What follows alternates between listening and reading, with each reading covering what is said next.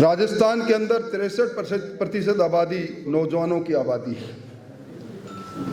और राजस्थान की सरकार ने राजस्थान निर्माण के बाद पहली बार पारदर्शी तरीके से न केवल 1 लाख से ज़्यादा भर्तियों के काम को पूरा किया, बल्कि ये पहली बार होगी जब कोई सरकार 1 जनवरी से लेकर 31 दिसंबर के बीच में होने वाले 1 लाख परीक्षाओं का कैलेंडर एक साथ जारी करे। ये कैलेंडर सिर्फ भर्ती का कार्यक्रम नहीं है, ये एक ऐसा दस्तावेज है जो बिना पर्ची बिना खर्ची पारदर्शी तरीके से राजस्थान से में योग्यताधारी लोगों को उनकी योग्यता के अनुसार वो सरकारी नौकरियों में अपना स्थान पास के इस प्रकार का दस्तावेज है। स्वराज संकल्प पत्र में सरकार ने वादा किया था 5 साल में 4 लाख सरकारी और 6 लाख गैर सरकारी तौर पर रोजगार के साथ नौजवानों को जोड़ने के लिए। मुझे बताते हुए प्रसन्नता है कि अब तक लगभग 3.5 लाख भर्तियां, 1 लाख के लगभग भर्तियां पूर्ण हो गई। 1,53,000 भर्तियां प्रक्रिया में है जो आने वाले 4.5 महीने में पूरी होगी और 1 लाख भर्ती का ये कैलेंडर, ये एक ऐसा रोड मैप है। और जहां दूसरी ओर अगर गहलोत साहब के सरकार की मैं बात करूं तो पूरे 5 साल में गहलोत साहब ने 2,07,570 सरकारियां भर्ती की।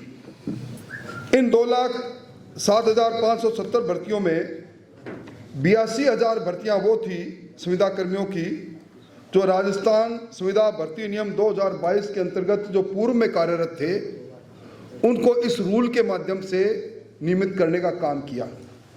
इन्हीं भर्तियों में से आज जब मैं आपसे बात कर रहा हूं, अलग अलग 31,000 के लगभग भर्तियां ऐसी है जो आज भी किसी न किसी न्यायिक विवाद में अटकी पड़ी है। सबसे बड़ी बात है कि राजस्थान के अंदर 5 साल में कांग्रेस के समय में जो बेरोजगारी दर थी वो औसतन 26% रही, कभी 31% रही, कभी 27% रही, कभी 25.5% रही। इसका औसत 26% है और वर्तमान में जुलाई से सितंबर तक की भजनलाल जी की सरकार में जो बेरोजगारी दर है वो 7.4% है। ये इस बात को सिद्ध करती है कि राजस्थान में नौजवानों के लिए सरकार ने पारदर्शी तरीके से न केवल भर्ती खोली है, बल्कि अलग अलग कार्यक्रम के माध्यम से, अलग अलग नीतियों के माध्यम से एक राजस्थान में एक नए युग का प्रारंभ किया है।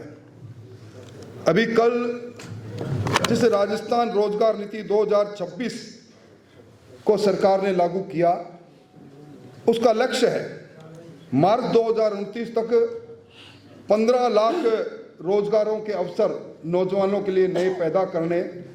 सरकार ने इस ओर नीति बनाई है और इस नीतिगत निर्णय में राजस्थान के अंदर जो एम्प्लॉयमेंट एक्सचेंज के नाम पर रोजगार कार्यालय था, जो लोगों की याद से बाहर चला गया था, मर्तप्राय हो गया था, उसको राजस्थान रोजगार पोर्टल EMS 2 अपना पंजीयन करा के और जो AI के माध्यम से उस नौजवान को योग्यता के अनुसार अलग अलग नौकरियों के लिए अलग अलग कंपनीज के साथ मैरियप करेगा और आगे काम करेगा।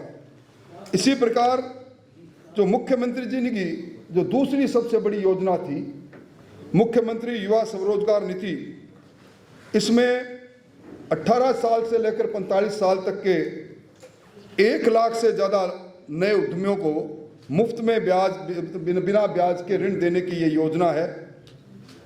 कांग्रेस के समय में जहाँ 17 से अधिक अलग अलग समय पर परीक्षाएं रद्द हुई, जहाँ नेट बंद होना एक आम बात हो गई थी, अब पेपर लीक और नेट बंद होना दूर की कौड़ी साबित हुई। राजस्थान के अंदर जो राजस्थान युवा नीति है, युवा नीति 225, इसमें राजस्थान के नौजवानों के लिए शिक्षा, रोजगार, स्वास्थ्य, खेल और इन सभी क्षेत्रों में एक नई दिशा प्राप्त होगी। और युवा उद्यमी प्रोत्साहन योजना, इसके अंतर्गत राजस्थान के अंदर 2 करोड़ रुपए तक का ऋण नौजवान उद्यमियों को सिर्फ 6% पर दिया जाएगा। एक नया प्रारंभ।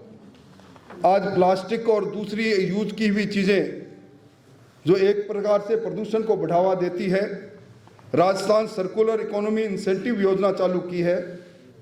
ये बहुत बड़ी बात है, नवाचार है। इसमें 2 करोड़ रुपए तक का सब्सिडी देने का सरकार ने फैसला किया है। और मैं समझता हूं कि राजस्थान के अंदर सबसे ज़्यादा जो मानसिक दबाव के कारण से, जो अवसाद के कारण से विद्यार्थियों की आत्महत्याओं की घटना होती थी, Rajasthan coaching centre control and regulation bill 2025 विधानसभा में पारित करके इस और बड़ा काम हुआ है।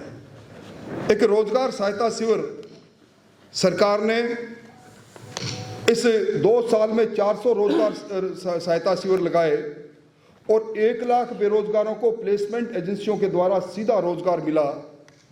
और मैं कह सकता हूं कि ये जो 35 लाख करोड़ का एमओयू हुआ, जिसमें 8 लाख करोड़ के एमओयू धरती पर आ गए, इनमें भी 1 लाख से ज़्यादा लोगों को सीधा रोजगार मिलेगा। राजस्थान में जहाँ प्रति व्यक्ति आय जो खुशहाली का बड़ा प्रतीक है, 2023-24 में जो 1,66,000 थी, 2025-26 में बढ़कर 2,37,000 हो गई। इससे सिद्ध हो रहा है कि राजस्थान के अंदर खुशहाली बढ़ रही है और राजस्थान प्रगति की तरफ से। और राजस्थान का जो लक्ष्य है 2030 तक $350 बिलियन की इकोनॉमी तक पहुंचने का, और देश की इकोनॉमी में जो दुनिया की चौथी अर्थव्यवस्था बन चुका है और तीसरी अर्थव्यवस्था बनने में राजस्थान का विशेष योगदान रहेगा।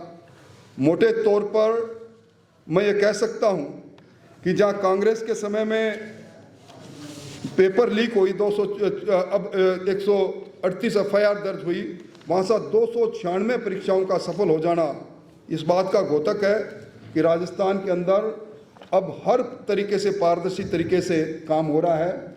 राजस्थान के अंदर इन 1 साल में 164 लाख वो लोग जो अलग अलग परीक्षाओं में बैठने के लिए बसों में मुफ्त में यात्रा की।